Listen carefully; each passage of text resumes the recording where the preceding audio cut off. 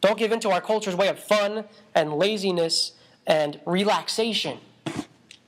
Those things can, there's a place for fun, there's a place for relaxation, but if those things define your life, it becomes very sinful.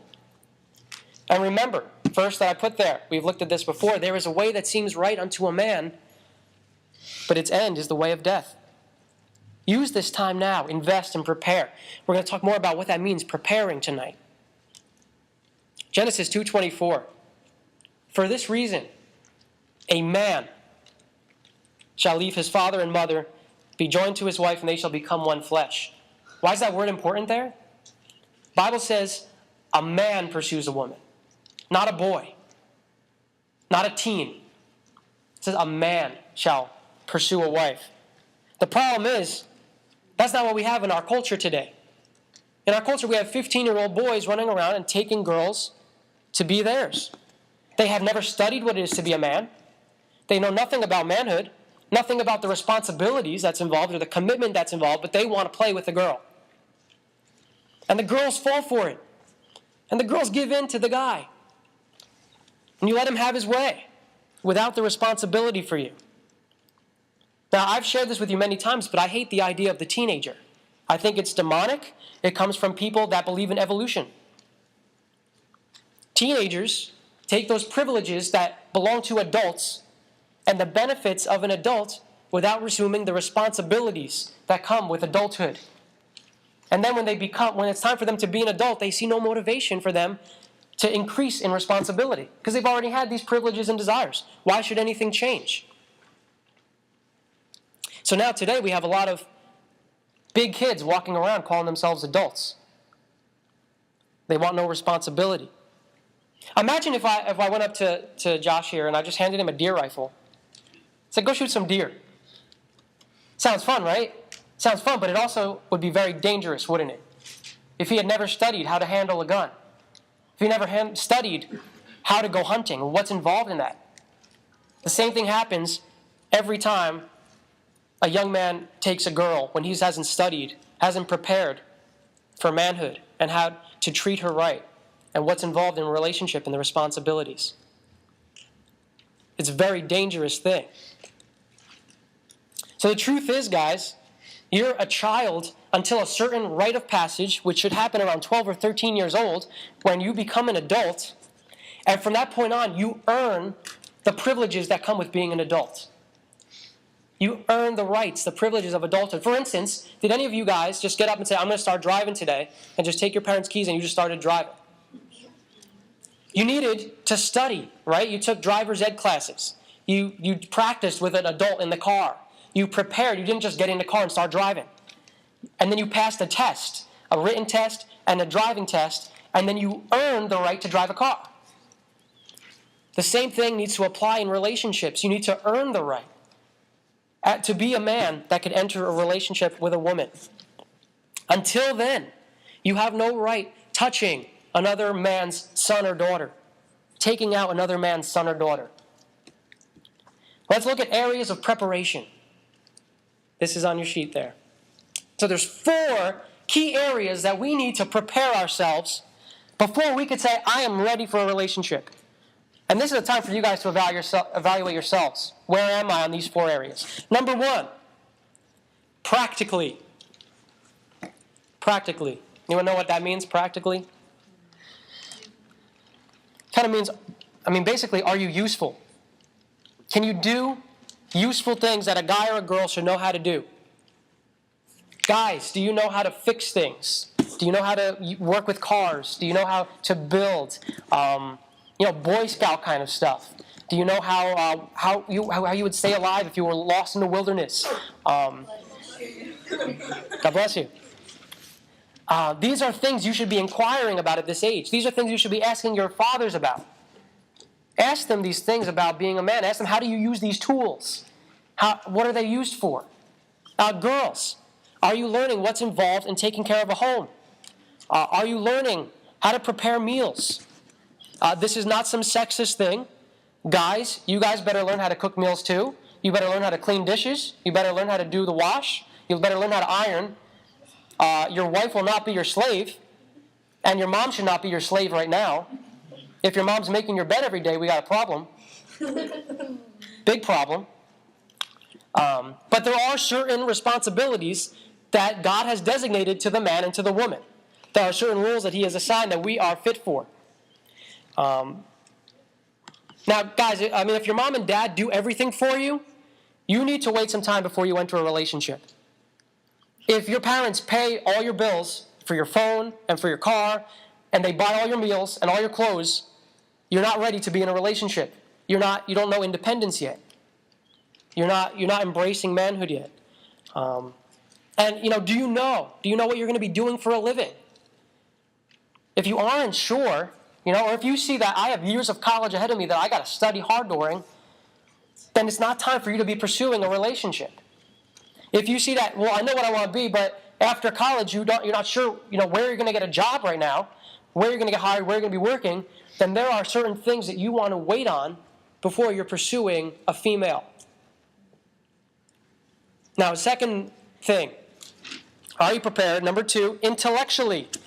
INTELLECTUALLY.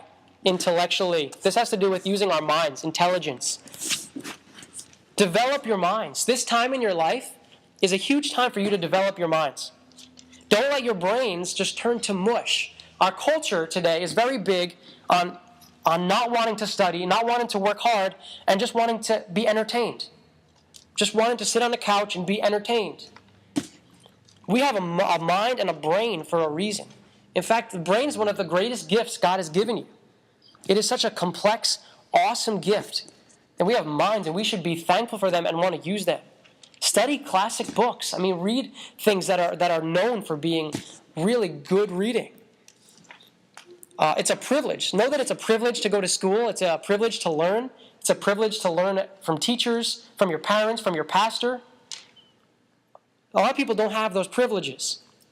And listen, think about the future. What kind of a parent do you want to be?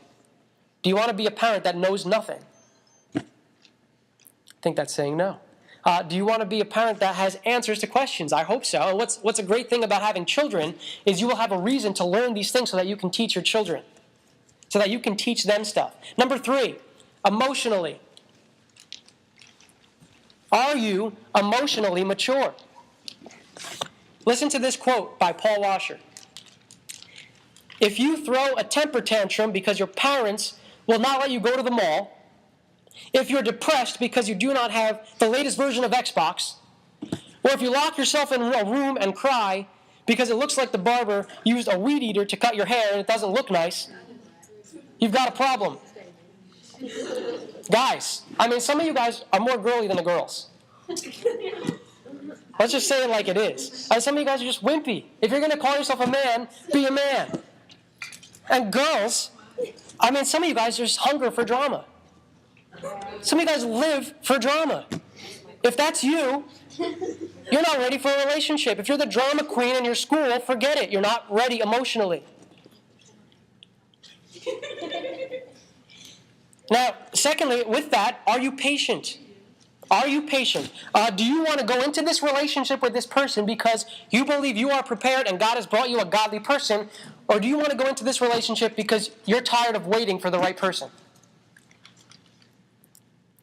Do you see engagement and marriage as something that will happen in the near future within a reasonable period of time? Because if not, then don't start the relationship. And be careful, guys and girls, not to want marriage so much that you make it a little God in your life, that you put marriage before God and you make an idol out of it. Number 4, spiritually, perhaps the most important. Spiritually, do you know the Bible?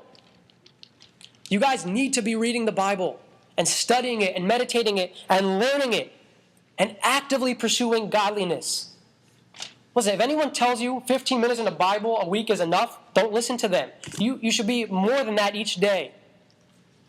Much more than that a day. And don't settle for our daily bread, quick little read in a verse. No, study the Bible. Read it, really read it and study it. And now here's the question, can you follow Jesus Christ on your own? Can you follow him, or are you only as much of a Christian as your parents bringing you to church and youth group? Can you spend time in the Bible by yourself with Jesus? Can you spend chunks of time in prayer by yourself? Or is your Christian life only as much as when you're around other people and when you're with your parents and they're dictating it? These are important things. And if you can't spend time alone with God, long periods of time, then you're not ready for a relationship. You need to get things right with God first. The best thing, here's a big tip for all of you. Here's a free tip. The best thing you can each do for your husband or wife is look more like Jesus. What your husband or wife needs more than anything is a spouse that looks like Jesus and shows the character of Jesus Christ. Don't wait till you meet your husband or wife and then start pursuing godliness, because it is a lifelong process. It takes a long time to get closer to being like Jesus. Start developing godly character now. Even if I wasn't studying to be a pastor, I would need to be studying the Bible just as much for her.